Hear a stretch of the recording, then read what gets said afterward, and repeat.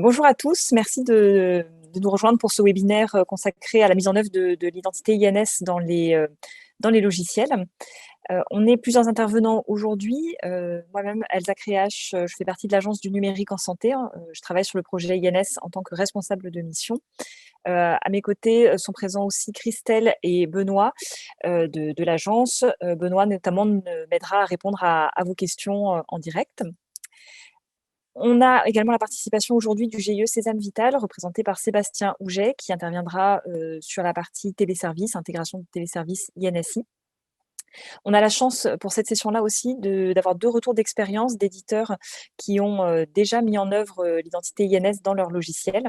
On donnera d'abord la parole au MIPI sur la partie intégration du téléservice INSI, puis on donnera la parole à Maincare Solutions pour la partie implémentation de l'identité INS dans les logiciels. Et sont présents aussi quelques représentants du Trois-Rives. Le Trois-Rives, c'est le réseau régional des référents en identitovigilance.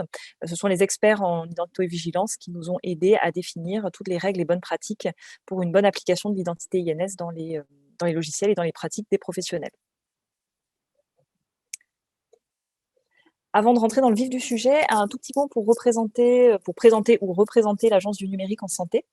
Donc l'ANS a 3 missions principales. Première mission, une mission d'aide au développement et à la régulation du numérique en santé. C'est dans le cadre de cette mission-là qu'on est amené à rédiger, par exemple, les référentiels en termes d'interopérabilité ou de sécurité des systèmes d'information en santé. Notre deuxième mission, c'est de permettre aux professionnels et aux usagers de bénéficier au mieux des mutations numériques en les formant, en s'assurant que les usages qu'on met en œuvre répondent à leurs pratiques terrain. Et notre troisième mission, c'est d'aider les pouvoirs publics à mener un certain nombre de projets d'envergure nationale, comme par exemple le projet de mise en œuvre du SI SAMU Centre 15 ou la messagerie sécurisée de santé. Alors aujourd'hui, on a structuré cette présentation en 4 temps. Un petit temps d'introduction pour bien rappeler ce qu'est l'INS en quelques mots. Une deuxième partie sur le téléservice INSI, donc c'est la partie qui sera présentée par Sébastien Houget du GIE Sésame Vital. La troisième partie dédiée à l'implémentation de l'identité INS dans les logiciels et une quatrième partie plus courte pour vous remettre en visibilité les règles de diffusion de l'identité INS en matière d'interopérabilité. Et chacune de ces séquences, en fait, est ponctuée par des temps de questions-réponses. Donc, comme le disait Élodie, vous pouvez profiter de ces temps de questions-réponses pour ouvrir votre micro et nous interpeller directement.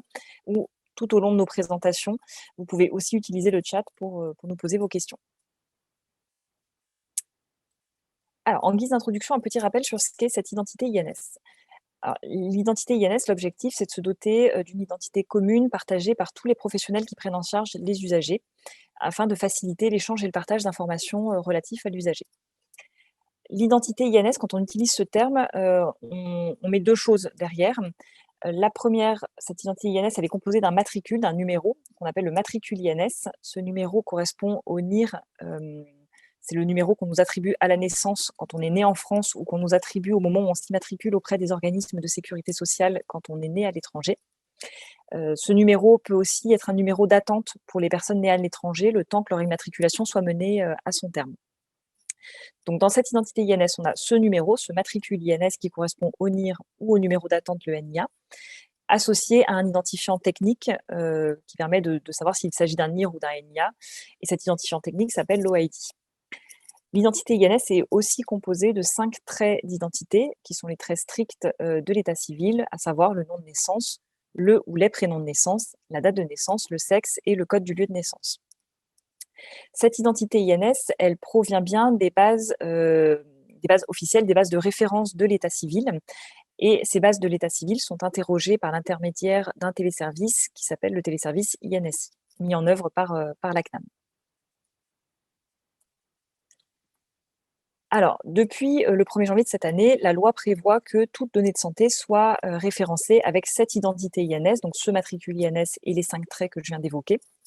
Bon, on sait que cette date, même si elle est inscrite dans les textes, voilà, que tous les acteurs ne sont pas au rendez-vous à date. Mais par contre, le projet INS, s'accélère fortement là depuis quelques mois, puisque vous êtes de plus en plus nombreux côté éditeur à vous être mis en ordre de marche pour proposer à vos clients de référencer leurs données de santé avec cette identité INS, et on a aussi de plus en plus de professionnels de santé, de structures qui, qui mettent en œuvre ce projet. C'est un des projets phares de la feuille de route du numérique en santé. C'est pas pour rien qu'il a été mis dans le schéma qui représente le numérique en santé sous forme de maison, que le projet INS apparaît, au centre, au socle de cette maison. Pour vous, éditeurs, la mise en œuvre de l'INS se traduit par, 3 étapes, 3 marches à franchir. La première, c'est d'être capable d'interroger le téléservice INSI pour récupérer, l'identité INS. Donc c'est ce qu'on appelle la phase d'intégration d'INSI. La deuxième marche à franchir, c'est l'implémentation de l'identité INS. C'est-à-dire qu'une fois que vous avez appelé le téléservice, que vous avez récupéré cette identité INS, il faut être en capacité de la gérer correctement dans vos logiciels en respectant toutes les règles et bonnes pratiques d'identitovigilance décrites dans le futur référentiel national d'identitovigilance, qu'on appelle le RNIV en quelques lettres. Et la dernière étape, la dernière marche à franchir, c'est la partie diffusion, où là, une fois qu'on a récupéré l'identité INS, qu'on l'a correctement gérée dans ces logiciels, il faut ensuite pouvoir la diffuser, que ce soit sur les documents papier que notre logiciel est amené à produire, à éditer, ou que ce soit dans les flux d'interopérabilité entre plusieurs systèmes d'information. Sans rentrer dans le détail de cette page, sachez que vous pouvez retrouver sur notre site, sur le site isanté.gouv, dont le lien figure dans la présentation, tous les documents qui peuvent vous être utiles dans vos développements pour la mise en œuvre de cette identité INS. On a référencé tous les documents plutôt d'ordre juridique, donc pour vous rappeler le contexte juridique dans lequel s'inscrit la mise en œuvre de l'INS. On vous a aussi relisté tous les documents métiers plutôt relatifs à l'identitovigilance qui ont aussi guidé les règles qu'on vous demande à vous, éditeurs. Et bien sûr, on vous référence toute la documentation plutôt à votre destination, vous éditeurs, d'un point de vue système d'information. Alors, on va passer tout de suite à la première marche à franchir pour vous, éditeurs, la partie intégration du téléservice INSI. Et donc, je passe la parole à Sébastien Houget du GIE Cédam Vital pour cette partie. Oui, bonjour, bonjour à tous. Je vais passer au slide suivant. Donc, peut-être déjà pour ceux qui n'ont pas l'habitude de développer des téléservices proposés par l'assurance maladie, un petit point sur les démarches à faire, puisque l'ensemble des éléments dont vous aurez besoin pour développer l'appel au téléservice INSI sont sur l'espace industriel qui est mis en place par le GSM Vital et qui est un espace réservé aux éditeurs. Donc, pour les industriels, les éditeurs qui n'auraient pas de compte sur ces espaces, vous allez sur cette adresse qui est marquée ici, vous faites première connexion et vous allez être guidé pour remplir finalement un formulaire pour faire une demande d'accès. Passer au slide suivant. Donc voilà un petit peu les éléments à faire. Donc il y a un certain nombre d'éléments à transmettre. Voilà exactement les informations à transmettre. Juste une précision. Voilà, il est important de préciser le représentant légal puisque c'est lui qui va gérer finalement les utilisateurs qui auront accès à l'espace industriel au sein de votre société. Donc voilà, l'espace est créé sous 3 jours maximum, voilà, avec un contrat qu'on vous envoie à signer et vous nous renvoyez. Voilà, et une adresse si vous avez toutes des questions sur ça. Côté, donc sur le développement en lui-même du téléservice, donc c'est les téléservices d'accès INSI, donc qui sont les opérations de recherche de l'INS, soit à partir d'une carte vitale, soit à partir de traits d'identité, et les opérations de vérification d'un INS et de traits d'identité, soit de manière unitaire, soit par lot. Donc tout ça se base sur des standards de web service, hein, donc on est en SOAP 1.2, donc avec un cadre d'interopérabilité qui est commun à l'ensemble des téléservices mis en place par l'assurance maladie et des spécificités donc, qui sont décrites dans ce qu'on appelle un guide d'intégration qui vont préciser pour le téléservice INSI et pour chaque opération précisément les données qui sont à mettre en entrée du téléservice et les données restituées et qui précisent également quelques règles de gestion, voilà, comment on peut récupérer ces données et quels sont les contrôles à mettre en place. Donc, sur L'espace industriel, en fait, vous allez avoir deux parties, deux rubriques.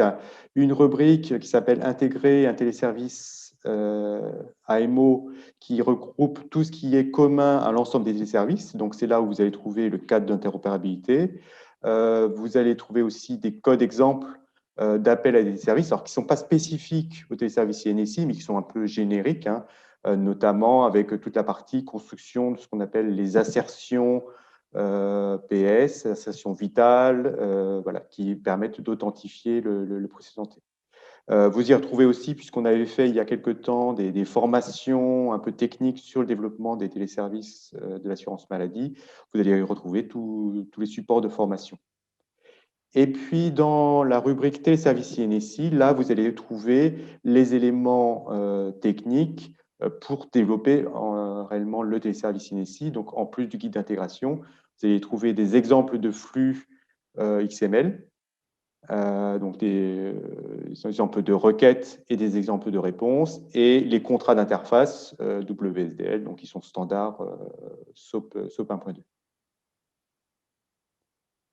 Voilà, donc si je résume un peu l'ensemble des éléments dont vous avez besoin pour développer l'appel au téléservice INSI, la documentation, donc le cadre d'interopérabilité commun autour de ces services, le guide d'intégration INSI, les éléments techniques WSDL, les exemples de flux, et puis bien sûr, vous aurez besoin de cartes de CPS, espèce de test pour faire les développements, et si vous développez l'opération de recherche d'INS par carte vitale, aussi également de carte vitale de test.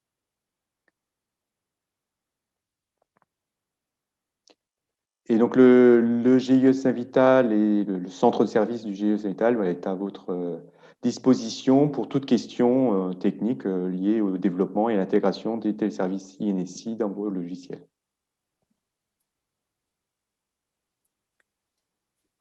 Alors justement, on a avec nous un éditeur, l'équipe du MIPI, qui a développé, qui a été le premier d'ailleurs à intégrer le téléservice INSI. Donc Isabelle Claude nous fait un petit retour d'expérience sur la mise en œuvre du téléservice INSI, notamment auprès de la PHM. Bonjour à tous. Donc, je suis chef de produit sur la gamme Pastel du MIPI, et donc du coup, nous avons mis en œuvre le projet autour de l'INS avec effectivement la PHM, Aubagne et Orléans, qui étaient donc nos sites expérimentateurs. On a commencé ce projet en novembre 2019 pour définir déjà le premier périmètre effectivement de ce qu'on allait intégrer dans notre gamme. Et on a obtenu notre certification en juin 2020. Donc, il nous a fallu à peu près 6 mois pour développer une première version qui a été implémentée sur ces 3 sites en expérimentation à partir de juin. Et ça a mobilisé une petite équipe de développement de 4 personnes maximum. Alors, en ce qui concerne l'intégration du téléservice, nous, on avait déjà travaillé avec les téléservices du CDRI. Donc, en fait, pour nous, ça a été relativement simple du point de vue architecture technique, puisque ça s'appuie sur le même principe. Hein. Donc, pour nous, ça a été, du point de vue intégration, assez simple, d'intégration technique. Donc, ça a été plutôt simple. Bon, ensuite, effectivement, comme on était les premiers, on a eu quand même on a essuyé les plâtres, hein, mais c'est surtout les établissements qui ont essuyé les plâtres, on va dire, courant juillet-août, avec bien sûr quelques petits réglages qui sont, ma foi, à peu près normales. Hein. Il faut bien commencer par quelque chose. Donc, du coup, je dirais qu'on a été à peu près en ordre de marche nominal avec quelque chose qui fonctionnait bien à partir de septembre. Et donc, les établissements se sont lancés en production à partir du mois d'octobre. Ce qui nous a paru, par contre, peut-être un peu plus délicat, c'est qu'on a un jeu de test très limité. Nous, en tant qu'éditeur de logiciels, puisqu'en fait, on n'accède pas à la base réelle, hein, on est sur une base de test. Et c'est vrai que du coup, on est un petit peu bloqué en termes de cas de test, surtout quand les établissements en fait, nous font remonter des dysfonctionnements ou des cas qui sont pas nominaux, pour lesquels on n'a pas forcément de réponse. Et du coup, on fait un peu l'intermédiaire on est obligé de demander aux établissements de nous fournir des éléments de tests que nous, on ne peut pas réaliser sur notre base de tests. Donc ça, c'est un petit peu la difficulté aujourd'hui. Et puis, il y a eu quand même effectivement aussi une petite différence entre la théorie et la pratique, notamment par rapport au fait que nous, on avait privilégié l'accès à l'INS avec la lecture de la carte vitale.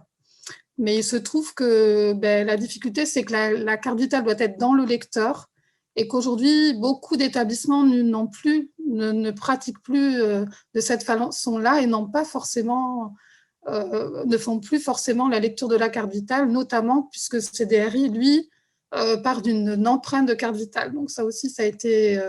c'est pas forcément ce qu'on avait imaginé, donc on est revenu plus à un accès via les traits stricts plutôt que via la lecture de la carte vitale. Voilà, pour notre expérience sur cette intégration qui s'est plutôt bien passée. Merci beaucoup Isabelle.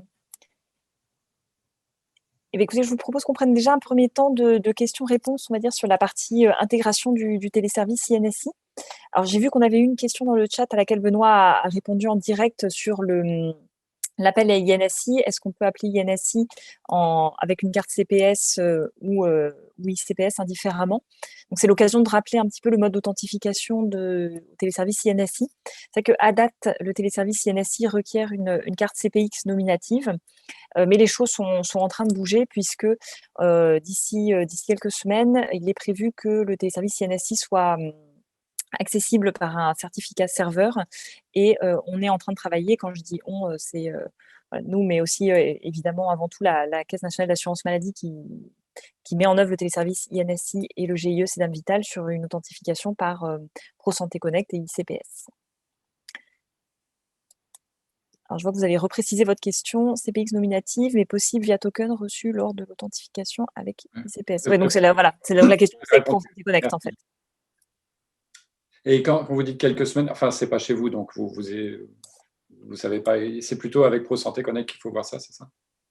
Alors en fait, c'est la Caisse nationale d'assurance maladie qui doit faire évoluer le téléservice INSI pour le rendre compatible, on va dire, avec le mode d'authentification ProSanté Connect. Et pour l'instant, on est en attente d'avoir des dates plus précises sur ce chantier-là. Ce qui devrait intervenir dans quelques semaines, c'est la partie certificat serveur. D'accord.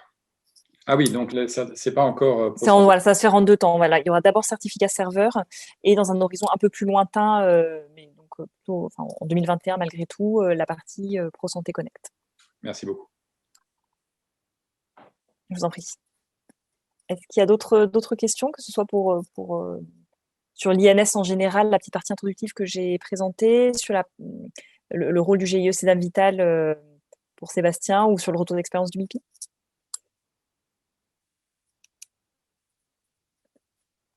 Alors, une question dans le chat. La première étape est bien d'obtenir l'agrément du CNDA. Effectivement, pour pouvoir utiliser le téléservice INSI, vous avez besoin d'une autorisation CNDA. Donc, après, je pense qu'il y a beaucoup de choses qui peuvent se paralléliser. C'est vrai que tout à l'heure, j'ai présenté les marches un peu dans un ordre 1, 2, 3, mais vous pouvez travailler sur le téléservice INSI tout en commençant à avancer, je pense, sur le guide d'implémentation. Je ne sais pas si, par exemple, Isabelle peut confirmer ce point-là. Est-ce que vous l'avez bien fait vous avez bien fait en parallèle la partie CNDA et le guide d'implémentation?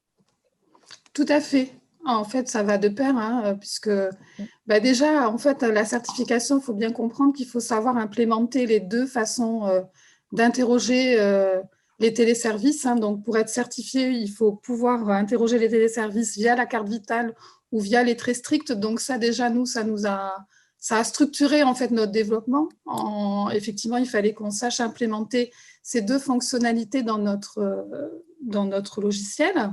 Donc, du coup, effectivement, on a fait à la fois des ateliers métiers pour bien comprendre comment on allait intégrer cette nouvelle fonctionnalité dans notre logiciel et surtout, on a travaillé en parallèle sur l'obtention de la certification, l'appel au téléservice et effectivement pouvoir dérouler le cahier de recettes pour obtenir notre certification. Donc, effectivement, on a mené de front ces deux activités. Je Je vois une autre question sur le temps d'intégration. Donc, effectivement, Isabelle évoquait le cas du MIPI, donc 4 personnes environ pendant 6 mois. Est-ce que c'est le temps qu'on a anticipé? Alors, c'est vrai que nous, on n'avait pas forcément de temps particulier, parce que je pense qu'il est aussi très variable d'une solution à l'autre. Vous verrez dans la suite de la présentation, on fait la différence entre les logiciels dits maîtres de l'identité et ceux qui sont esclaves sur l'identité. Donc, c'est vrai que selon qu'on est dans la première ou la deuxième catégorie, il y a plus ou moins de travail à réaliser pour mettre en œuvre l'identité IANES dans les solutions. Ouais, j'ai pas comment dire, de métrique particulière à vous communiquer.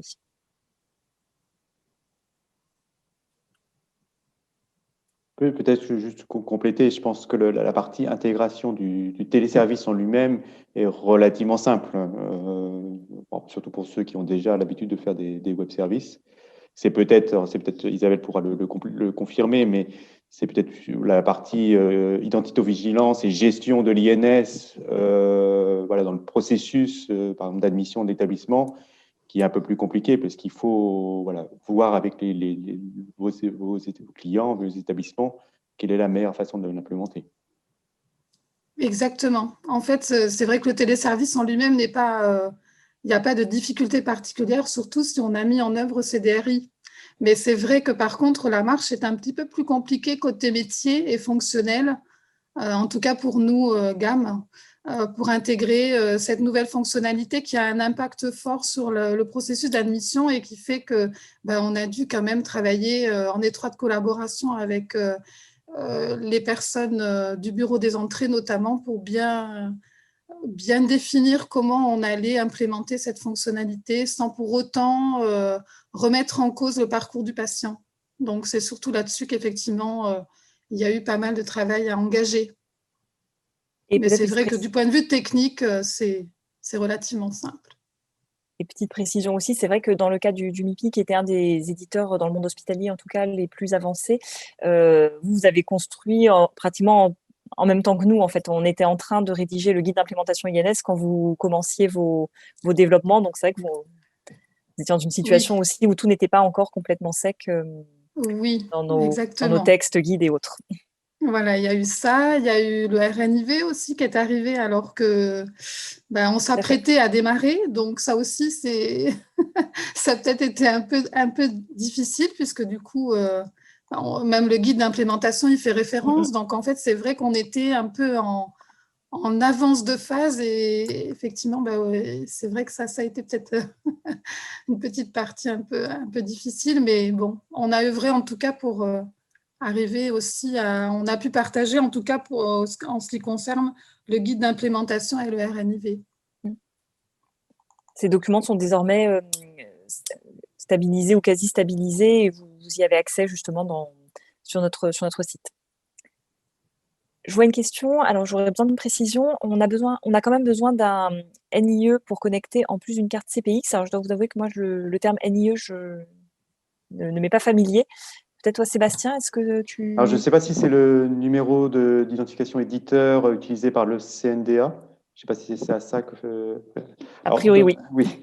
Là, ce numéro-là, c'est plus dans le cadre de vos échanges avec le CNDA. Voilà, il vous référence sur un numéro unique, ce qui permet sur l'ensemble des services de bien savoir que c'est toujours le même éditeur.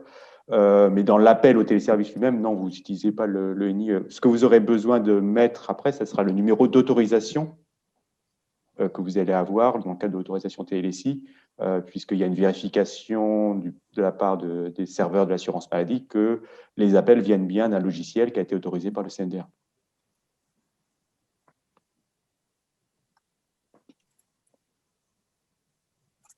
Écoutez, je vous propose qu'on passe à la deuxième partie de notre webinaire sur IANES, la partie implémentation dans les logiciels. Donc, on va passer en revue les principales règles du guide d'implémentation de l'identité IANES. Merci beaucoup à Sébastien et à Isabelle pour cette intervention. Et puis, s'il y a des questions qui vous viennent à l'esprit sur la partie intégration du téléservice, n'hésitez pas à nous interpeller avec Sébastien, Isabelle et Benoît. On essaiera de faire au mieux pour vous répondre. Alors, quelques précisions avant de démarrer cette partie sur l'implémentation. Donc, on va utiliser le terme de logiciel référentiel d'identité dans la suite de la présentation. Ces logiciels-là sont les logiciels qui permettent de gérer l'identité, à savoir de créer des identités ou de modifier des identités. Vous verrez que pour ces logiciels-là, il y a davantage de règles à avoir à l'esprit. Donc l'implémentation de l'identité INS demande un petit peu plus de développement que pour les autres logiciels, qui sont les logiciels non référentiels d'identité, qui, eux, sont esclaves sur l'identité, qui ne créent pas, qui ne modifient pas d'identité, mais qui sont par contre chargés de réceptionner des identités et de les diffuser ou de les faire apparaître sur les documents de santé produits par ces logiciels. Petite précaution aussi, dans la suite de ce webinaire, on va passer en revue les principales règles du guide d'implémentation, mais on ne les passe pas toutes en revue, donc ce webinaire n'est pas exhaustif. Si vous voulez la vision exhaustive de tout ce qu'on demande à un logiciel pour implémenter l'identité INS, il faut que vous consultiez le guide d'implémentation. Alors, première série d'informations, c'est les données que tous les logiciels doivent être en mesure de gérer. Donc là, tous les logiciels, c'est-à-dire que vous soyez maître sur l'identité, que vous créez, modifiez des identités ou pas. Donc là, on reprend toutes les données obligatoires prévues dans le référentiel national d'identité-vigilance, le RNIV, qui exige que toute donnée de santé soit référencée avec les éléments suivants. Donc le matricule INS, si bien sûr l'usager, si on a pu récupérer l'identité INS de l'usager, avec l'identifiant technique l'OID. Vous devez aussi gérer les traits suivants, le nom de naissance, la liste des prénoms de naissance, un champ premier prénom de naissance, un champ date de naissance, un champ sexe et un champ lieu de naissance code INSEE. On vous demande aussi de gérer de façon obligatoire 2 autres champs. Le champ non utilisé, qui est le nom porté dans la vie courante par l'usager, et le champ prénom utilisé, qui est là aussi le prénom porté dans la vie courante par l'usager. Donc ça, c'est tous les champs que vos logiciels doivent obligatoirement prévoir. Bien évidemment, vous pouvez compléter ces champs-là par tout un tas d'autres champs, mais de façon facultative. Une petite précision sur le champ premier prénom de naissance, parce qu'on nous demande souvent pourquoi il faut ce champ premier prénom de naissance en plus de la liste des prénoms de naissance. Ça nous est apparu nécessaire pour minimiser les impacts, en tout cas en termes d'interopérabilité, puisque la liste des prénoms de naissance, c'est un champ qui peut être relativement long, pas forcément bien géré tout au long de la chaîne, alors que le champ premier prénom de naissance est un champ qui est déjà géré, puisque c'est sur ce champ-là que sont habituellement aujourd'hui déjà référencées les données de santé. Donc c'est pour ça que ce champ prénom, dans les traits stricts obligatoires, a été doublé. Point d'attention, ou en tout cas remarque importante, c'est que dès qu'on a récupéré l'identité INS d'un usager, les traits qui vous sont retournés par le téléservice doivent remplacer les traits que vous auriez pu saisir auparavant, si vous considérez bien sûr qu'il s'agit du même usager. Donc l'idée, c'est de ne pas gérer pour un même usager 2 jeux de traits, le jeu de traits que vous connaissiez à l'époque où vous avez pris en charge l'usager et le jeu de traits retourné par le téléservice INSI. À partir du moment où on a pu appeler le téléservice INSI et on est sûr qu'on parle bien du même usager, on remplace les traits locaux par les traits retournés par le téléservice.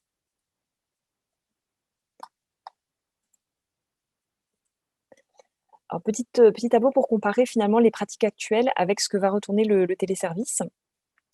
Donc, à date, les règles d'identité-vigilance prévoyaient qu'on ne puisse pas utiliser des tirets et des apostrophes, et de même pas d'accent, pas de signe diacritique, etc. pour les noms, prénoms de naissance. Donc là, désormais, le RNIV prévoit qu'on puisse bien utiliser ces caractères tirets et apostrophes pour les noms et prénoms de naissance. En revanche, les accents et les signes diacritiques ne doivent pas être saisis. Sur les prénoms de naissance, comme je vous le disais, jusqu'à présent, on s'intéressait uniquement aux premiers prénoms de naissance. Mais demain, comme on a accès à la liste des prénoms, vous allez pouvoir gérer une liste des prénoms séparés par des espaces. C'est comme ça que le téléservice va renvoyer la liste des prénoms. Sur la date de naissance, sachez que le référentiel national d'identité-vigilance n'accepte pas de valeurs exceptionnelles. Les dates de naissance doivent avoir un format, donc un jour compris entre 1 et 31, un mois compris entre 1 et 12. Le téléservice peut exceptionnellement renvoyer, pour l'instant en tout cas, quelques valeurs exceptionnelles en 00 quand les jours et ou mois de naissance ne sont pas connus. La consigne dans ces cas-là, dans ces cas exceptionnels, c'est de ne pas chercher à remplacer le trait local par le trait retourné par le téléservice. C'est une des exceptions à la règle, je remplace mes traits locaux par les traits du téléservice. Sur le sexe, vous pouvez saisir manuellement aujourd'hui un sexe indéterminé si besoin. Sachez par contre que le téléservice INSI ne vous envoie pas cette information. Lui, il a juste l'information masculin ou féminin pour le sexe, mais indéterminé n'existe pas dans les bases de l'état civil. Sur le lieu de naissance, à date, vos clients en tout cas utilisent surtout le code postal du lieu de naissance. Ce que va retourner le téléservice, c'est le code INSEE qui est différent du code postal. Donc un point important, c'est quand vous allez offrir à vos clients la possibilité de faire une recherche d'antériorité dans la base, il faut bien que la recherche d'antériorité soit capable de s'exonérer, je dirais, de ces nouveautés, typiquement tiret, apostrophe, il ne faut pas que ça fausse la recherche d'antériorité.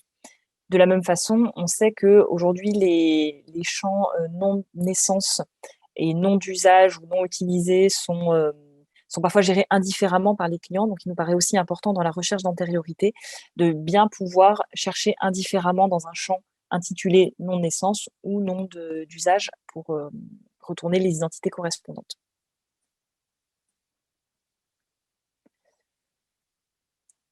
Dans cette même famille de règles, les règles sur l'affichage des données.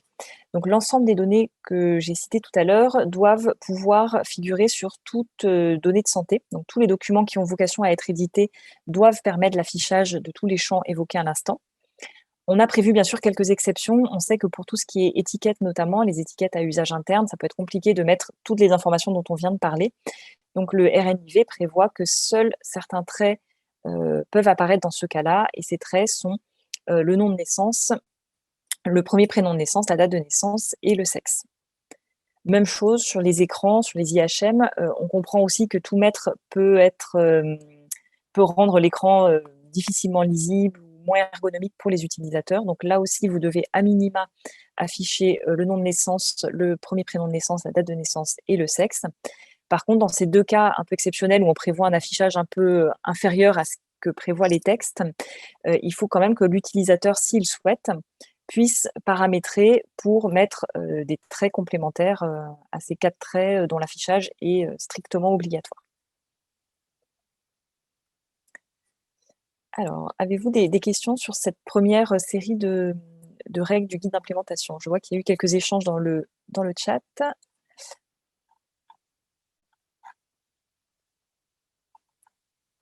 Alors, une question code INSEE égale code postal, donc j'y ai répondu, donc non, c'est bien deux codes différents.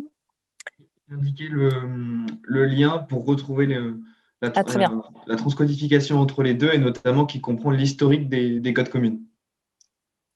Donc voilà, vous aurez ces informations-là. Après, il y avait une autre question sur les traits étendus. Les personnes à contacter seront-ils implémentées? Donc là, la réponse, en fait, c'est que le téléservice INSI renvoie uniquement les traits stricts de l'identité. Après, des traits complémentaires sont toujours possibles d'être complétés, mais ça sera fait de manière locale et ça ne sera pas restitué par le téléservice INSI. Jamais. Excusez-moi, ma question c'était à l'avenir, est-ce qu'il est prévu que ça devienne, ça soit étendu ou pas? Non, le téléservice INSI, pour son périmètre, c'est bien vraiment l'identité et les traits stricts d'identité. Donc, il n'a pas vocation à renvoyer d'autres informations. D'accord, merci. Je vous en prie.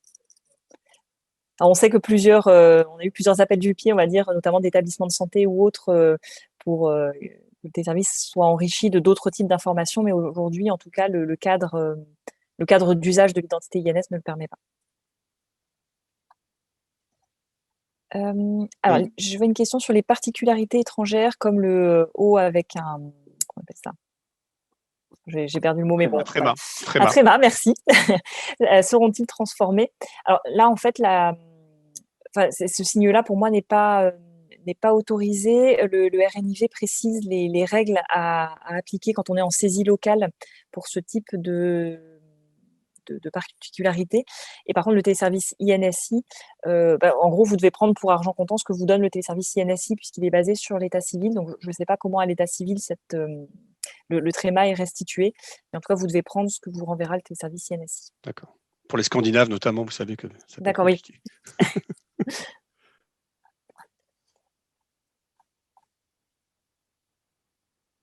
Et je vois une question alors qui m'amène en tout cas une remarque sur la gestion code postal, code INSEE, etc., etc. On a mis dans le guide d'implémentation quelques règles également sur la façon dont vous pouvez proposer à l'utilisateur de gérer cette donnée quand il est en saisie manuelle, parce que c'est vrai que quand le téléservice vous donne l'info, c'est très simple, vous renseignez le champ code INSEE avec ce que le téléservice vous renvoie. Par contre, si le professionnel ne peut pas appeler le téléservice pour tout un tas de raisons et qu'il doit saisir le code du lieu de naissance de façon manuelle, là, c'est vrai que les éditeurs peuvent proposer des éléments pour lui simplifier la tâche de saisir, par exemple, le nom de la commune et que dans les bases, en fait, ça inscrive le code INSEE correspondant, etc. Mais ça, c'est à votre main, à vous. Dans le guide d'implémentation, on donne quelques règles sur ces questions-là, mais vous êtes libre de proposer aussi à vos clients toute autre manipulation complémentaire qui ne serait pas forcément dans le guide, mais qui lui simplifie la vie. Alors, pouvez-vous refaire une explication sur les tirets et apostrophes renvoyés par le téléservice? En fait, le téléservice INSI renvoie ce qui existe dans les bases de référence de l'état civil. Or, les bases de référence gèrent les caractères tirets et apostrophes. Donc, du coup, le téléservice, sur un prénom composé séparé par un tiret, vous renverra bien ce tiret. Même chose pour les apostrophes. Je prends mon nom de famille et un apostrophe. En théorie, je n'ai pas vérifié, mais le téléservice doit vous renvoyer mon nom de famille avec l'apostrophe aussi. Donc, charge à vous, éditeurs, de rendre possible la retranscription de ces tirets et apostrophes dans les logiciels. Et ça, on sait que c'est un point sur lequel il va falloir tous, que ce soit vous côté éditeur, mais nous aussi au niveau de l'équipe projet INS, qu'on resensibilise les établissements de santé en particulier qui, depuis 2013, utilisent une instruction des GOS sur l'identité-vigilance qui disait explicitement qu'il fallait remplacer les tirets et apostrophes par des espaces. Donc ça, c'était les règles définies en 2013 qui sont remises à jour, là maintenant avec le référentiel national d'identité-vigilance qui autorise et même demande la saisie de ces caractères quand ils existent dans l'identité de l'usager.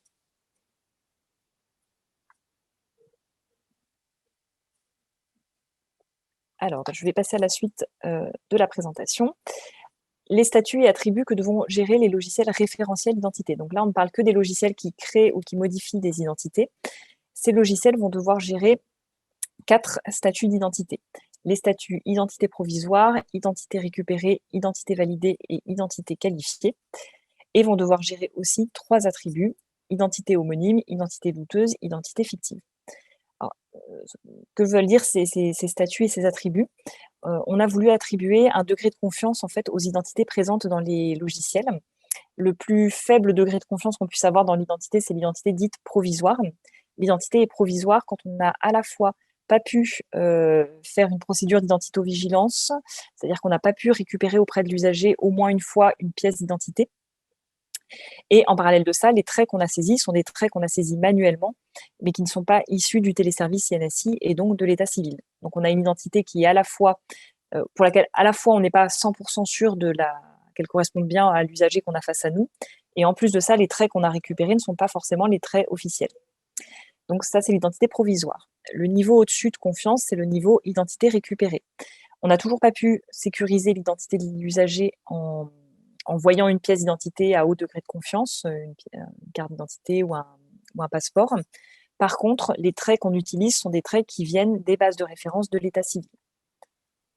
Le niveau d'au-dessus, c'est l'identité validée. L'identité validée, cette fois-ci, c'est qu'on a pu faire l'identité-vigilance, donc on a pu s'assurer de l'identité de l'usager grâce à un titre d'identité. En revanche, on a des traits d'identité qui ont été saisis à la main et qui ne sont pas issus des bases officielles. Le dernier niveau de confiance, c'est le niveau identité qualifiée. Donc là, c'est le niveau maximum de confiance qu'on peut avoir dans l'identité. Cette fois-ci, c'est qu'on a à la fois la procédure d'identité-vigilance qui est faite pour l'usager et en plus, on a récupéré les traits d'identité à partir des bases de référence. Les attributs peuvent venir un petit peu préciser les choses. Identité homonyme, on le matérialise un peu sous forme de cases à cocher, mais à vous, éditeurs, de proposer d'autres modalités d'implémentation si vous le souhaitez. Mais ça permet évidemment de toper des identités très proches dans les bases. Et donc, cet attribut-là, il peut exister quel que soit le statut de l'identité. On a aussi mis 2 autres attributs identité douteuse et identité fictive, mais qui, eux, ne peuvent être associés qu'à un statut identité provisoire. Identité douteuse, c'est on craint par exemple on a une suspicion d'usurpation d'identité. Identité fictive, c'est les identités fictives qu'on crée par exemple pour les cas d'anonymat notamment. Donc là, vous pouvez aussi, entre guillemets, cocher ces attributs, mais par contre, une identité avec l'attribut douteux coché ne pourra pas dépasser le statut identité provisoire de façon assez logique en termes d'identité-vigilance. Pourquoi le statut identité qualifiée est important? C'est le seul statut qui va permettre de diffuser le matricule INS, donc le numéro, et son identifiant technique. Si l'identité n'est pas au statut qualifié, bien évidemment, vous continuez à échanger, partager. Vous pouvez bien sûr diffuser des identités, mais vous ne pourrez diffuser que les traits, nom, prénom, date de naissance, etc.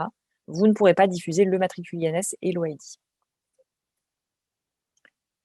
Le tableau qui est présenté ici dit exactement ce que je viens de vous donner comme information à l'oral, mais présenté sous une forme un peu différente. Donc, vous retrouvez en rouge le statut identité provisoire qui est le plus faible statut possible, et en vert le statut identité qualifiée qui est le statut de l'identité le plus fort possible en termes de confiance.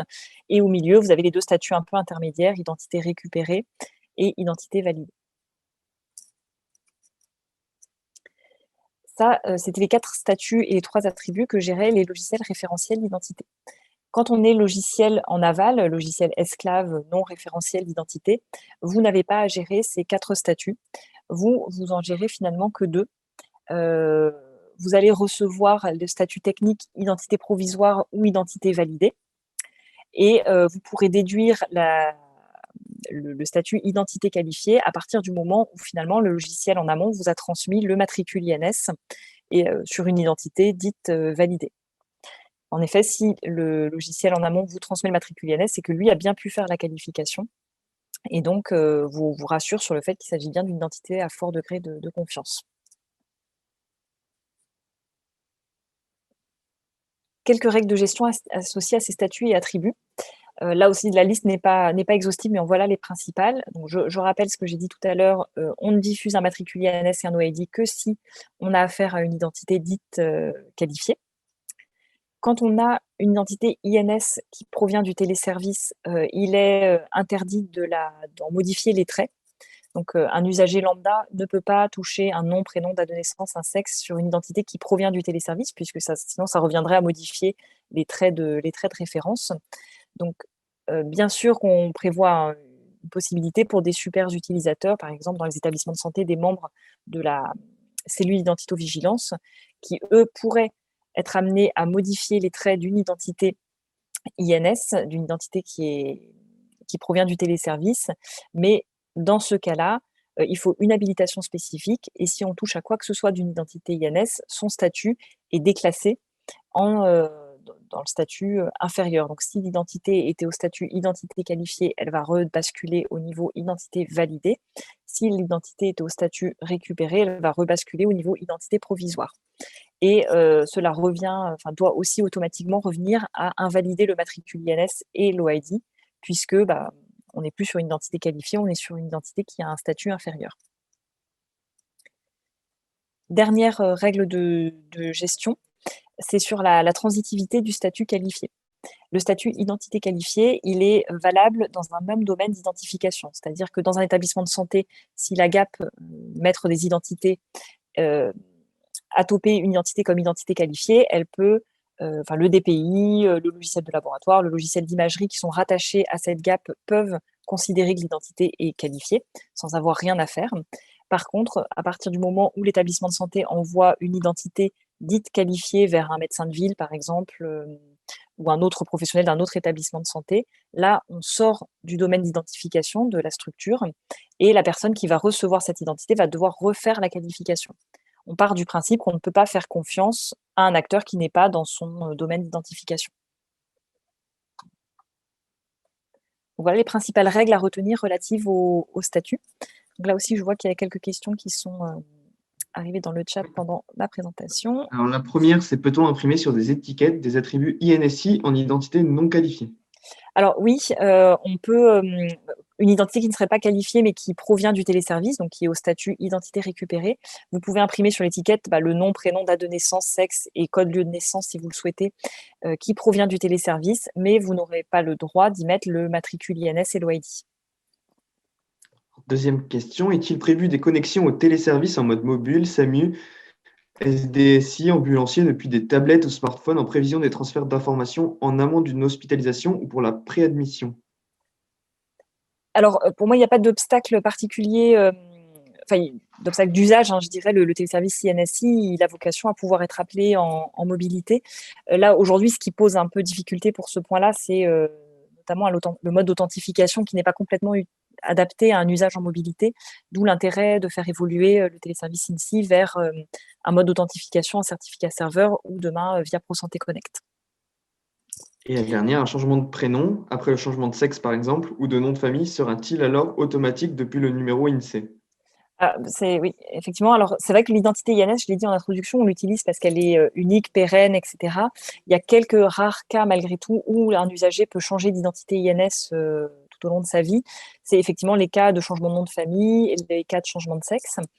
Auquel cas, le téléservice INSI, lui, est mis à jour de façon synchrone avec les bases de l'état civil. Donc, le téléservice INSI vous renvoie toujours l'identité telle qu'elle existe à date dans les bases de référence.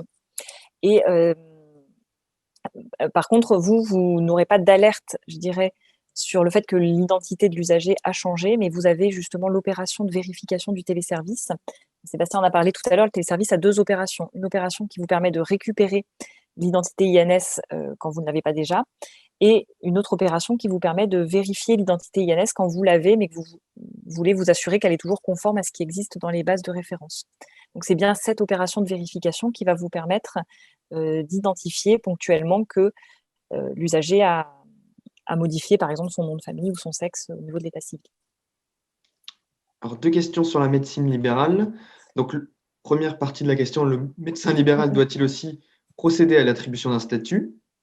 Oui, effectivement, le médecin libéral les règles sont les mêmes sur ce sujet-là, quel que soit son mode d'exercice en établissement de santé, en libéral, etc. Et Donc les logiciels des libéraux doivent aussi implémenter les statuts.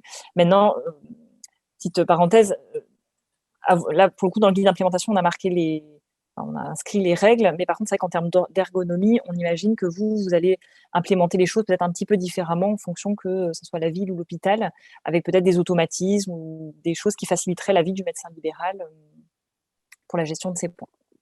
C'est un peu la question d'après. Concrètement, doit-il manuellement passer un patient d'un statut provisoire à récupérer s'il vérifie son identité avec un document d'identité à chaque fois?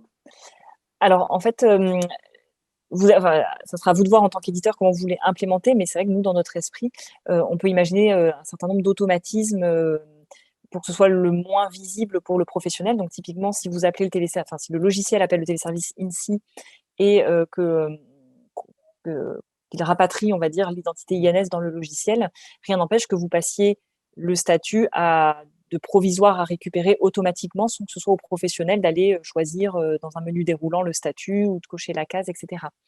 De la même façon, ce qu'on met dans le guide d'implémentation, c'est que le professionnel doit expliquer comment il a validé l'identité de l'usager. Donc, on évoque par exemple un des systèmes de menu déroulant où vous pouvez indiquer quelle est la pièce d'identité qui a servi à créer l'identité. À partir du moment où le professionnel sélectionne une pièce d'identité type carte d'identité ou passeport, vous, éditeur, vous passez le statut automatiquement à identité validée ou identité qualifiée si l'appel au téléservice a été fait en parallèle. Donc, ce n'est pas forcément des clics pour l'utilisateur, il y a un certain nombre d'automatismes que vous pouvez mettre en place. Et par contre, sur les pratiques des médecins libéraux, on a bien en tête que le fait de demander la pièce d'identité à date, c'est quelque chose qui ne fait pas forcément partie des pratiques courantes des professionnels et en particulier des professionnels libéraux. Mais ça, c'est un point sur lequel on est en train de voir comment faire évoluer les choses en échangeant avec les ordres et les représentants des professionnels de santé. En tout cas, nous, notre message, c'est de se dire qu'il faut, pour bien soigner un usager, il faut, entre autres, bien l'identifier et que ça passe par une vérification à minima une fois d'une pièce d'identité. Après, le médecin libéral qui connaît bien son patient, une fois qu'il lui a demandé une fois la pièce d'identité, il n'a pas besoin de lui redemander à chaque consultation s'il estime être sûr de l'identité de la personne qu'il a face à lui. D'accord, merci, c'était très clair. Merci. Alors, Alors, la question d'après, je vous propose de la garder pour je parle de ce cas particulier un tout petit peu plus tard, donc je la note et je réponds plus tard.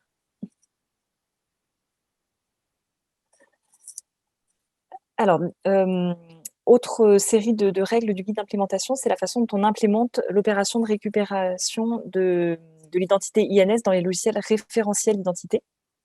Donc là, il y a 2 cas d'usage possibles. Soit vous prenez en charge un nouvel usager et vous créez une identité dans votre logiciel, soit vous mettez à jour l'identité d'un usager que vous connaissez déjà, mais pour lequel vous n'avez pas encore récupéré son identité INS. Vous n'avez que vos traits locaux. Cette création d'identité ou cette mise à jour de l'identité, elle peut se faire dans plusieurs contextes d'usage. C'est vrai que le cas qu'on imagine le plus fréquemment, c'est en présence du patient lors de son accueil administratif ou lors de sa prise en charge par le professionnel. Mais de plus en plus, on sait que on va tendre vers une anticipation de toutes ces démarches de l'usager, donc des préadmissions en établissement de santé, des préparations de dossiers à partir des rendez-vous pris en ligne, par exemple, par l'usager, ou on aura aussi les cas de la télémédecine, des téléconsultations, où l'usager ne sera pas physiquement présent au moment où vous allez créer ou modifier son identité.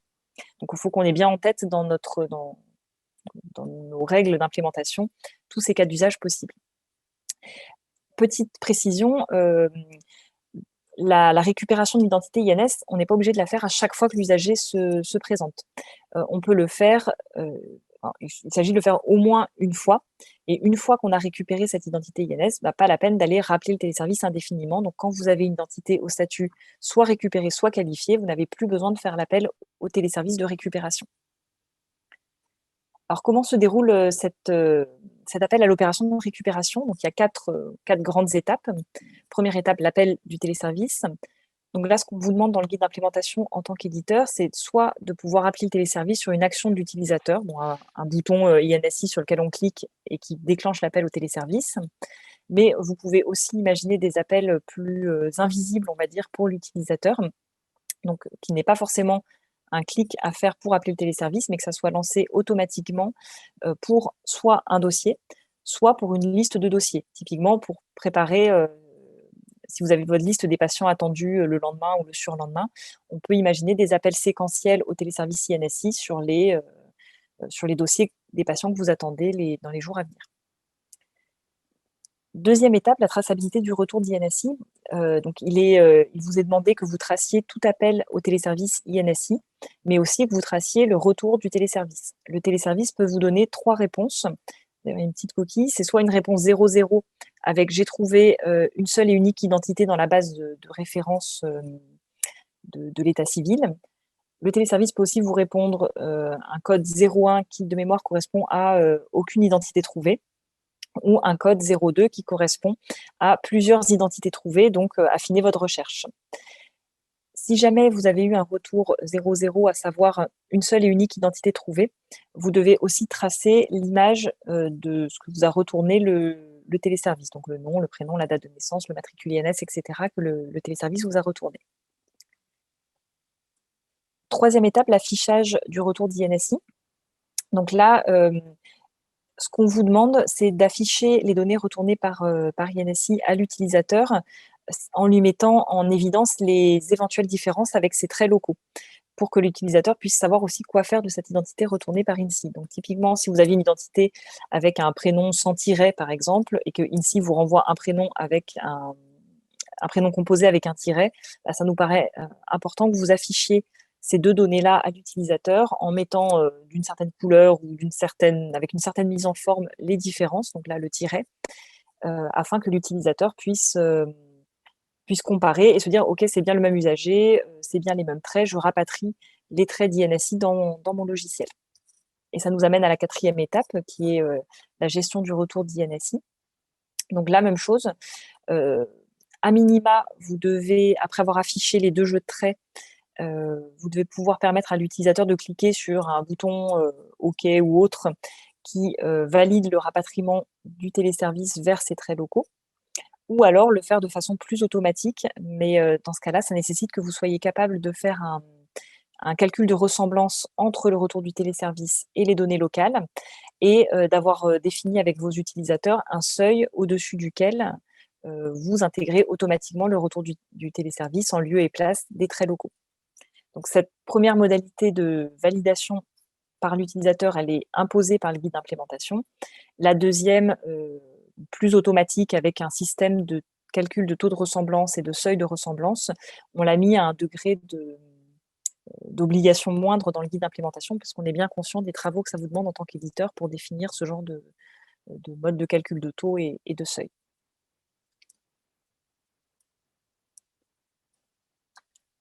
Est-ce que vous avez des questions sur l'opération de récupération du téléservice INSI avant que je passe à la partie vérification?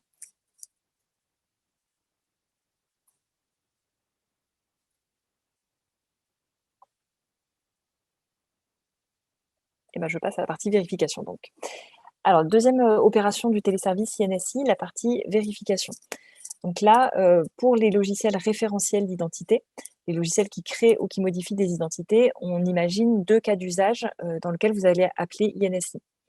Le premier, on exige dans les textes que vous vérifiez au moins tous les 5 ans votre base usagée pour vous assurer que les identités INS que vous y avez sont toujours conformes à l'état civil. Donc justement, qu'il n'y a pas eu de changement de nom ou de sexe entre-temps. Donc là, du coup, vous allez devoir passer votre base patient en revue à la moulinette, je dirais, du téléservice de vérification qui vous retournera soit un OK si l'identité est toujours conforme à ce qu'il y a dans les bases de l'état civil, ou un KO s'il y avait la moindre différence. Au-delà de ce passage en revue de la base, donc de cet appel en masse, vous pouvez faire des vérifications unitaires, par exemple en amont de la venue d'un usager. Alors, on vous déconseille là aussi très fortement d'appeler l'opération de vérification pour l'ensemble des usagers. Comme l'identité INS ne varie quasiment pas ou très rarement dans le temps, ça ne sert à rien de rappeler INSI à chaque fois qu'un usager revient dans un établissement de santé, par exemple, ou revient dans le cabinet du médecin libéral. Par contre, ça nous paraît intéressant et important de le faire pour un cas d'usage bien particulier, qui est le cas d'usage des étrangers en cours d'immatriculation. Ces gens-là ont un numéro d'attente tant que leur immatriculation n'est pas effective, c'est le fameux NIA. Et ce NIA a vocation à devenir un NIR donc, dans les mois qui suivent leur demande d'immatriculation. Donc pour ces usagers, on est sûr que dans les jours, semaines, mois à venir, il y aura un changement d'identité INS. Et donc pour eux, il nous paraît important de refaire un appel à l'opération de vérification à chaque fois qu'ils se présentent, pour ne pas rater, on va dire, ce passage du NIA au NIR. Deuxième cas d'usage dans lequel vous devez appeler l'opération de vérification. Là, c'est le cas où vous allez recevoir une donnée de santé en provenance d'un acteur qui appartient à un autre domaine d'identification. Donc, si vous n'avez pas déjà une identité INS avec un statut identité qualifié, vous allez devoir, comme je le disais tout à l'heure, ce n'est pas transitif, vous n'allez pas pouvoir vous approprier l'identité transmise par un tiers, vous allez devoir au préalable vous assurer que ce tiers ne vous a pas envoyé n'importe quoi. Donc, c'est dans ce cadre-là que vous allez devoir faire appel à l'opération de vérification du téléservice. Là aussi, si on regarde en 3 étapes comment ça va se passer, première étape, la partie appel.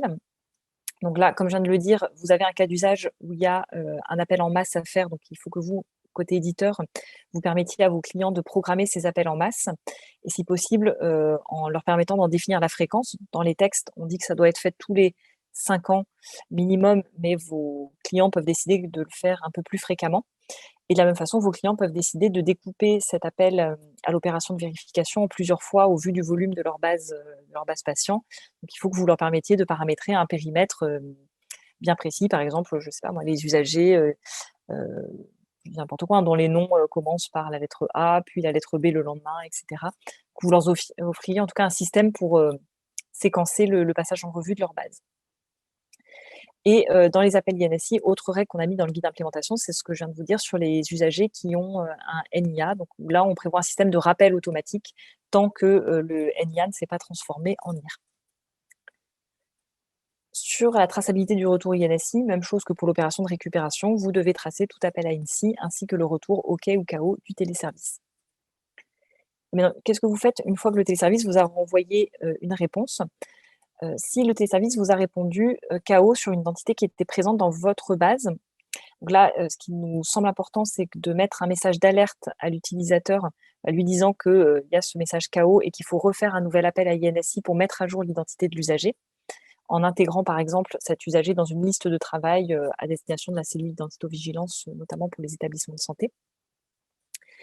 Si vous avez un retour KO sur une identité qui n'est pas dans votre base, mais qui est une identité transmise par un tiers, là, bien sûr, on ne va pas vous bloquer. Vous allez devoir créer une identité de toute façon dans votre logiciel. Mais dans ce cas-là, vous allez créer cette identité en ignorant le matricule INS et l'OID. Vous n'allez utiliser que les traits. Et bien sûr, si vous avez un retour OK, bon, bah là, pas de souci. Vous pouvez vous approprier l'identité qui a été transmise par un tiers dans son intégralité, c'est-à-dire les traits, mais aussi le matricule INS et l'OID.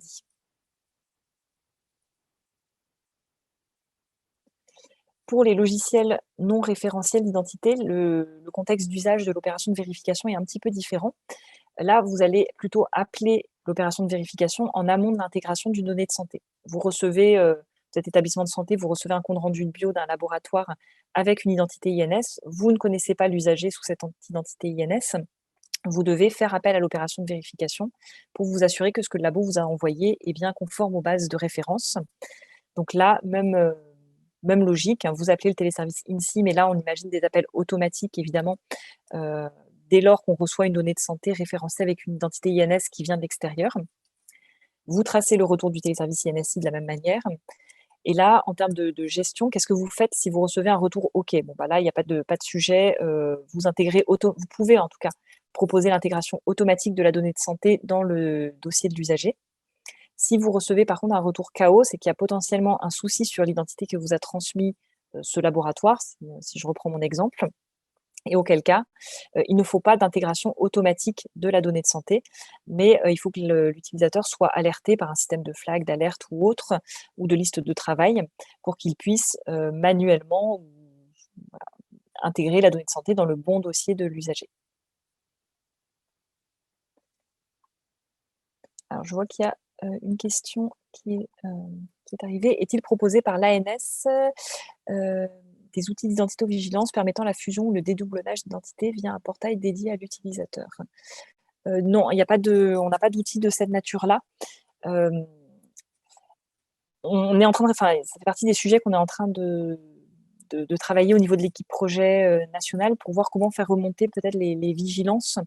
Alors, je ne sais pas si ça répond exactement à votre question, mais pour tout ce qui est problème lié à l'identité, usurpation d'identité ou autre, si un établissement découvre a posteriori une anomalie sur l'identité de l'usager, on est en train de voir comment organiser un circuit d'alerte qui permettrait aussi de communiquer cette information à tous ceux qui ont pu être récepteurs de cette donnée de santé mal référencée parce que anomalie liée à l'identité.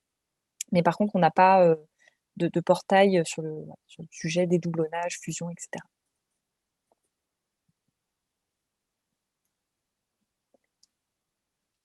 Je posais la question aussi pour le patient. Est-ce qu'éventuellement, via l'ENS, il est prévu un outil pour valider son identité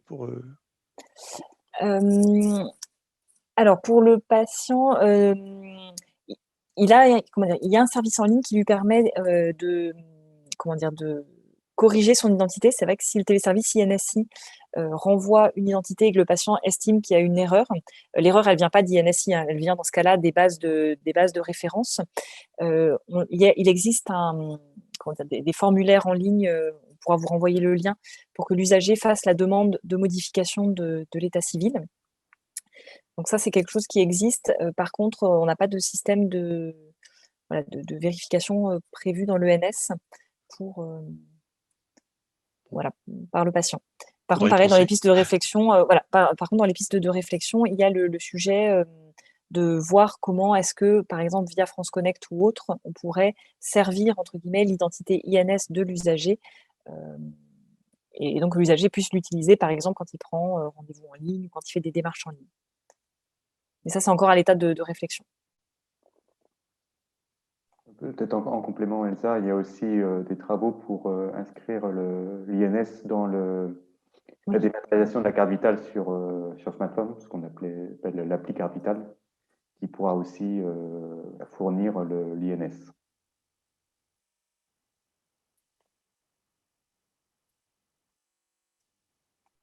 Alors, ne faudrait-il pas également un système d'alerte vers les autorités de référence en charge de l'identité pour ne pas dépendre obligatoirement de la personne?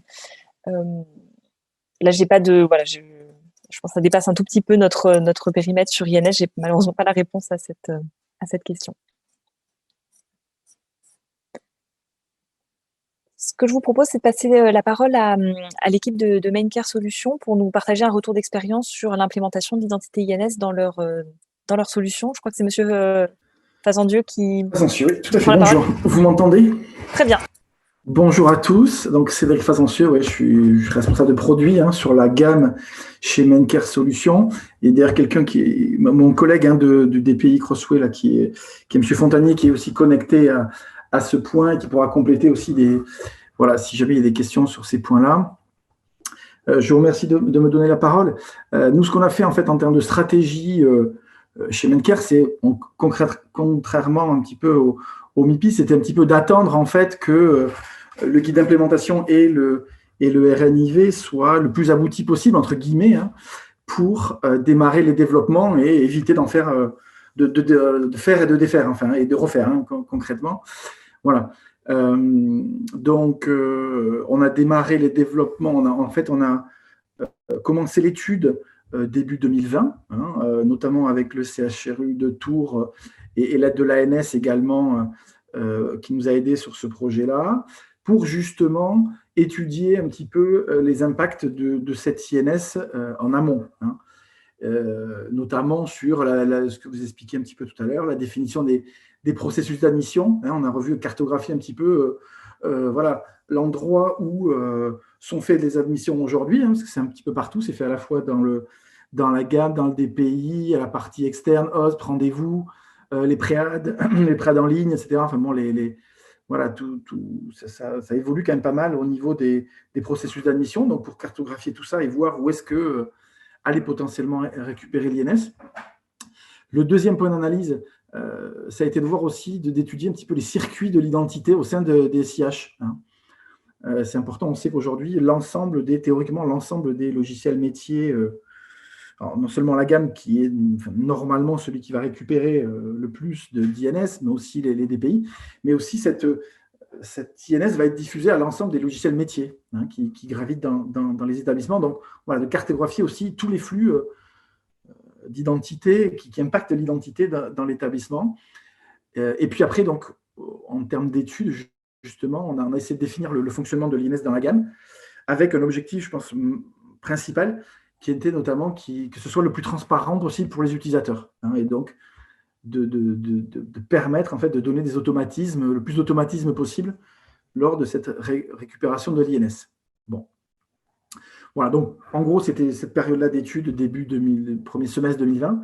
Et puis, donc, on a démarré les développements en septembre, en gros, 2020, quand le guide était assez avancé. Et puis, ça a duré de septembre on a été certifié en novembre et on a sorti la version au mois de décembre pour être raccord avec les obligations au 1er janvier, concrètement. Voilà. Donc ça, c'est en termes de calendrier. Et sur le périmètre qui est chez nous un petit peu transverse, donc de la gamme, il y en a 2 DPI, et puis on a les flux en fait, d'Interop pour justement transmettre ces INS, cette INS. Voilà, cette identité INS. Voilà, donc si après je passe peut-être plus à la partie niveau de difficulté des identités INS, je rejoins un petit peu ce qui a déjà été dit, notamment par nos collègues du MIPI sur la difficulté. Il n'y a pas de réelle difficulté majeure à implémenter l'INS, surtout qu'on a déjà, en effet, on utilise déjà du CDRI. Par contre, en effet, c'est surtout après au niveau des établissements à accompagner pour justement faire démarrer ce chantier qui est quand même qui a un impact assez important pour les établissements justement à changer d'organisation, notamment pour justement gérer cette INS. Donc, en termes de pourquoi c'était facile? Parce que déjà toutes les règles en fait d'historisation de l'identité, on les avait déjà.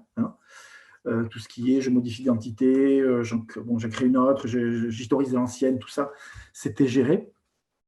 Et on est parti sur l'idée en fait, de ne pas stocker, comme vous l'expliquiez, là, les statuts, les 4 statuts de l'identité.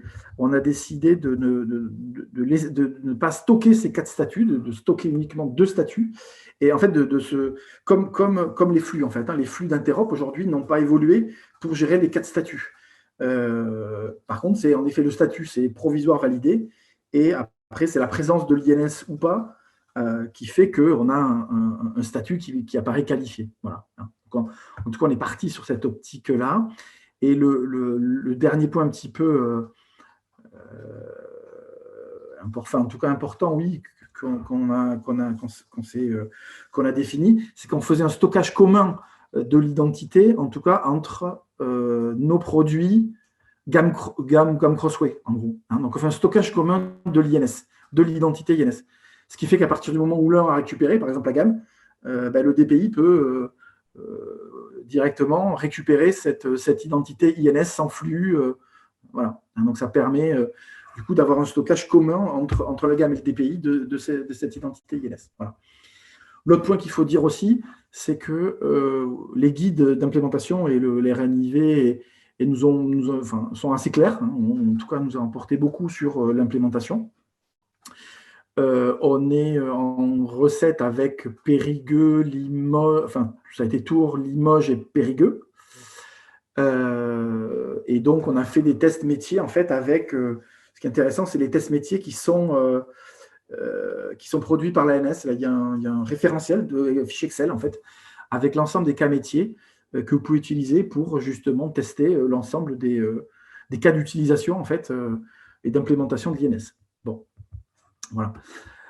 Donc après, en termes de règles un peu plus difficiles, donc, comme je vous ai dit, on a mis 3 mois concrètement à développer l'INS, donc on n'a pas tout fait à la première version. Il reste d'autres implémentations à faire, notamment tout ce qui est le 3e prénom dont vous parliez. Pour l'instant, on l'a pas géré. L'algorithme de rapprochement, alors oui, l'algorithme de rapprochement automatique entre les identités du SIH et les identités INS, pour l'instant, on n'a pas défini d'algorithme. Pour l'instant, c'est visuel. L'utilisateur on présente en fait à l'utilisateur les différences entre ce qu'il y a au niveau de l'identité INS et puis ce qu'il y a dans l'identité locale. Et l'utilisateur fait son choix manuel, entre guillemets, mais bon, ça viendra, ça fait partie des algos de rapprochement. Et puis, le 3e point important, enfin, il y a la partie vérification qu'on n'a pas intégrée non plus pour l'instant, et puis tout ce qui est tableau de bord, ce dont on parlait tout à l'heure, les éléments pour la CIV, de suivi, d'intégration de l'INS, de gestion pour la CIV, en fait. Tous les outils, les listes de travail, on a fait quelques listes de travail, mais pas toutes. Mais après, tout ce qui est tableau de bord pour la CIV, sur les taux d'avancement de l'INS, etc., ça, pour l'instant, ça reste également à développer. Voilà. Donc, en gros, pas de difficulté majeure, parce que en effet, tout ce qui est un petit peu plus complexe au niveau des établissements, c'est les règles métiers, ce que disaient tout à l'heure les personnes du MIPI, qu'aujourd'hui, la carte vitale, ils l'utilisent quasiment plus. Donc, c'était pas facile de se remettre à l'utiliser. Les tirets, les apostrophes aussi, ça pose des soucis. Et bon, le fait qu'en effet on remplace les traits locaux, ça a quand même refroidi pas mal d'établissements pour aller vers ce chantier-là, il faut être clair. Donc ils n'ont pas le choix, mais c'est pas simple de trouver les arguments pour les faire adhérer au chantier, en dehors que ça en fait ça leur apporte en fait d'une gestion facilitée quand même de la CIV. Normalement, ils auront moins de doublons, ils auront moins de doublons d'identité, voilà, théoriquement. Donc voilà, c'est un petit peu sur ces difficultés-là qu'on est aujourd'hui, justement, sur aujourd'hui, voilà, ils sont dans des périodes, en plus ils sont dans la période de clôture, c'est les périodes Covid, c'est pas facile pour les faire adhérer et les faire aller vers ce chantier-là. Voilà un petit peu pour notre retour. Merci beaucoup. Je rebondis sur le point que vous évoquez sur le remplacement des traits. Ça a été d'intenses débats avec un certain nombre d'établissements et d'experts identito-vigilance pour aboutir à ce point-là. Mais c'est vrai qu'on est arrivé au constat que si les établissements, entre autres, ou les professionnels en général, continuer à gérer 2 jeux de traits.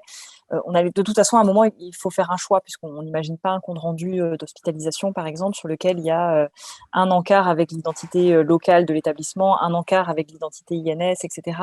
Donc, à un moment, il allait bien falloir choisir et il valait mieux finalement le faire le plus en amont de la chaîne possible, plutôt que continuer à propager un double jeu d'identité, ce qui, en plus, en termes d'interopérabilité, rajoutait un peu de complexité. Mais je ne vous cache pas que oui, ça a été un sujet sur lequel on a beaucoup discuté. Je comprends qu'il y a, et c'est vrai que vous, au côté éditeur, je pense que de fait, quand vous arrivez avec les solutions INS compatibles auprès de vos clients, au-delà de l'aspect technique, c'est vrai que vous devez aussi gérer les questions de vos clients sur l'évolution des règles d'identité-vigilance.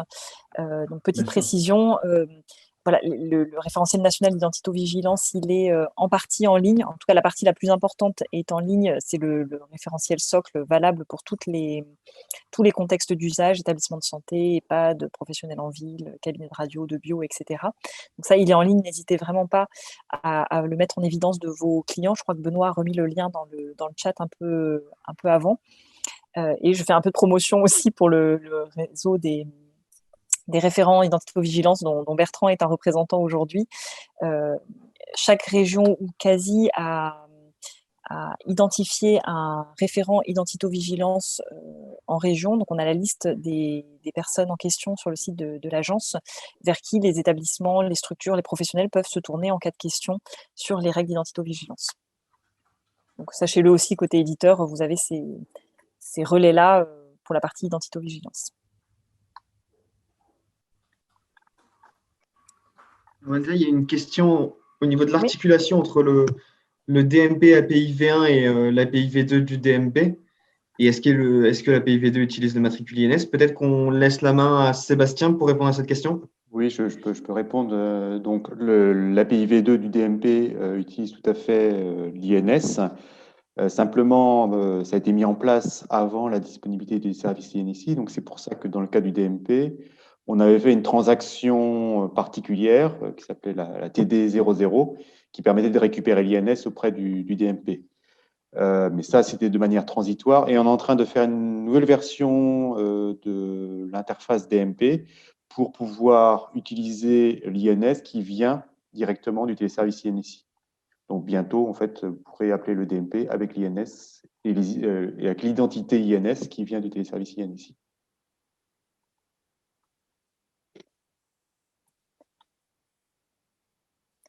Je vois une autre question sur le lien entre INS et ROC. ROC, vous faites référence au remboursement des organismes complémentaires, c'est ça? Oui, d'accord, très bien. Donc, là-dessus, il n'y a pas de... C'est vrai que le projet ROC, il s'intéresse aux données de remboursement des soins. Donc, par définition, il va s'intéresser plutôt au numéro de sécurité sociale qui sert au remboursement des soins et aux éléments d'identité connus par les complémentaires santé.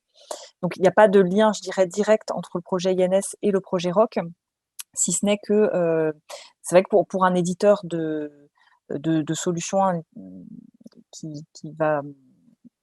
Ça va se traduire par plusieurs appels à un téléservice, c'est-à-dire que quand on va admettre un patient, que ce soit en admission directe, en préadmission, etc., on a potentiellement, en tant que GAP ou référentiel d'identité, plusieurs téléservices à appeler.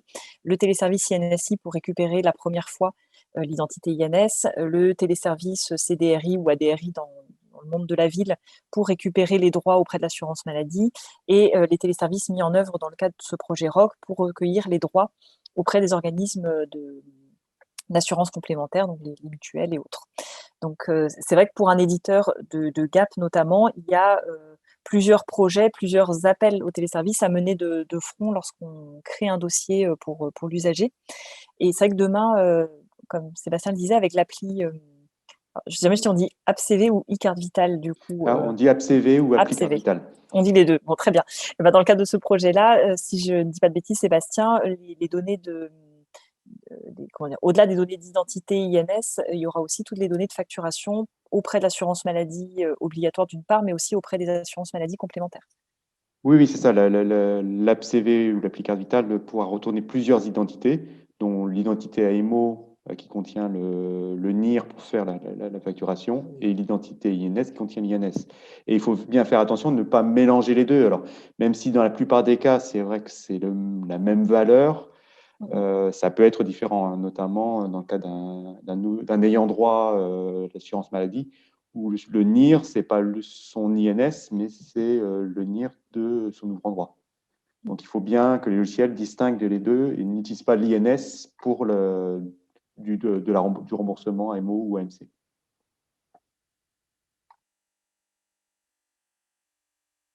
Et juste, je passe rapidement sur une page importante, mais sur laquelle on ne va pas passer plus d'une ou deux minutes de ce webinaire, sur la partie diffusion, parce que je ne vais pas rentrer dans le détail de la façon dont les standards d'interopérabilité doivent évoluer pour prendre en compte l'arrivée de l'identité INS, mais vous trouverez dans le guide d'implémentation les liens vers les différents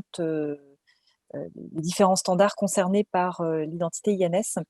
Donc, Interop Santé a notamment publié une change proposal pour le standard IHEPAM qui permet d'embarquer du coup l'identité INS dans ce type de flux. Côté ANS, on a publié une annexe en cas d'interopérabilité des systèmes d'information pour détailler la façon dont l'identité INS est véhiculée dans les formats CDA, FHIR et DICOM. Et d'autres spécifications sont en cours du côté d'Interop Santé pour préciser les choses sur les autres standards. Juste Oui. Deux autres questions. Donc, le terme remplacement des traits est-il approprié? OK pour utiliser les traits INS, mais conserver les anciens traits dans un historique pourrait être utile et est nécessaire. Pouvez-vous préciser la règle, s'il vous plaît?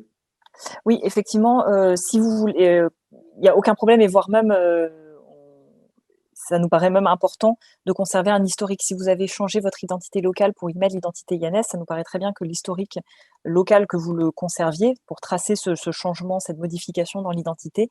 Mais par contre, dans toute la suite de la chaîne, les traits que vous utilisez sont bien les traits INS. Alors, c'est vrai que parler de remplacement, écrasement, c'est vrai que c'est peut-être pas les meilleurs termes, mais il faut que j'essaie d'en trouver un nouveau peut-être plus adapté.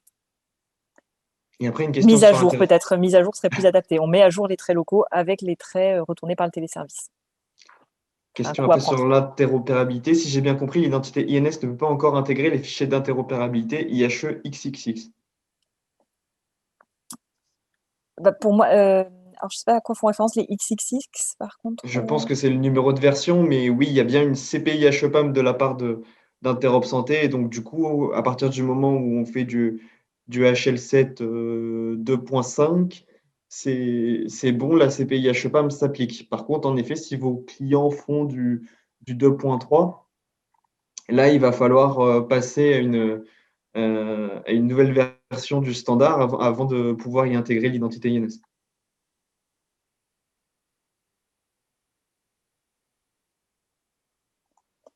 Et une question sur le nom d'usage. Nom d'usage, oui, je suis en train de la lire. Alors, effectivement, c'est vrai qu'aujourd'hui, dans un certain nombre de contextes, le nom d'usage est utilisé prioritairement pour identifier les usagers.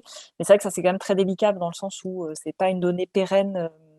Le nom d'usage peut varier au gré des divorces, entre autres, et autres événements. Donc, c'est vrai que le nom de naissance, il est vraiment obligatoire. Le nom utilisé, il est saisi par les structures s'il est différent du nom de naissance. Et oui, on a bien prévu une communication auprès des professionnels et des patients. C'est un sujet là sur lequel on est en train de travailler assez intensément côté ANS pour proposer une campagne de communication axée vers l'ensemble des utilisateurs, donc établissements professionnels, etc., et aussi vers les usagers. Donc, on va faire notre mieux en tout cas pour bien faire passer ce message et sur l'importance d'utiliser entre autres le nom de naissance pour référencer les données de santé.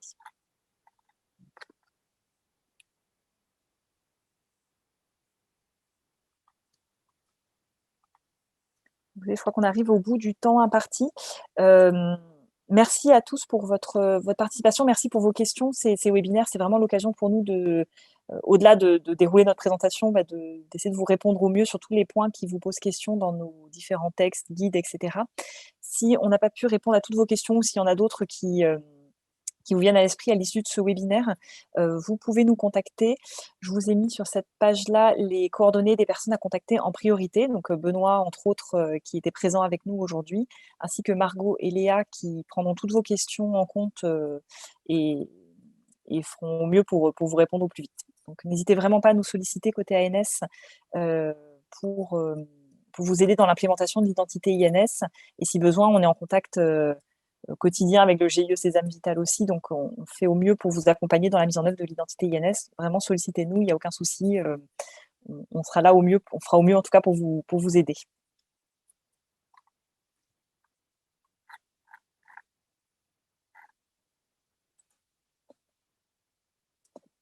Écoutez, merci à tous, bonne suite de journée et un merci spécial du coup aux équipes de Maincare et du MIPI pour leur participation et leur retour d'expérience lors de ce webinaire. Bonne journée à tous.